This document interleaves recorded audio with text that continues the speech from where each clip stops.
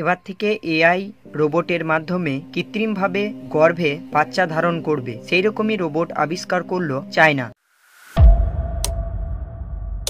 চায়নার বিজ্ঞানীরা বিশ্বের প্রথম এই গর্ভধারণ কৃত্রিম রোবট আবিষ্কার করেছে, যেটা 2026 সালে পুরোপুরি এর কার্য পরিপূর্ণ হবে। এটা সম্ভবত ভ্রূণ থেকে একদম বাচ্চা ডেলিভারি হবার একদিন আগে পর্যন্ত এই এআই এর কৃত্রিম রোবটের যে গর্ভাবস্থা, সেই গর্ভাবস্থার মধ্যে পুরোপুরি সময়কাল পর্যন্ত এই বাচ্চা থাকবে।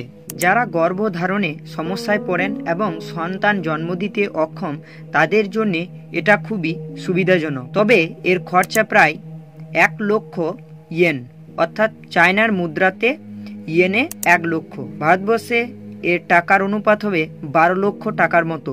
এই কৃত্রিম গর্ভ অবস্থা তৈরি করতে চলেছে চীনের শহর গুয়াংজু, যেখানে অবস্থিত কাইওয়া টেকনোলজি, যার প্রতিষ্ঠাতা হচ্ছে ঝাং কিফেং। তারই পরিকল্পনা মতে এই কৃত্রিম গর্ভ অবস্থা তৈরি হতে চলেছে।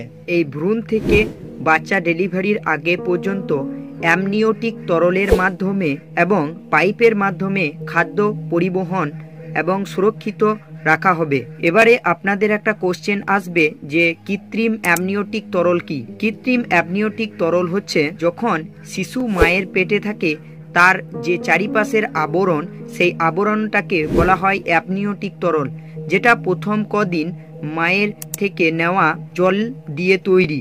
এই অ্যামনিওটিক তরল পদার্থের প্রধান কাজ হলো শিশুর বিকাশ এবং সুরক্ষা করা, যা আঘাত থেকে রক্ষা করে, তাপমাত্রা নিয়ন্ত্রণ করে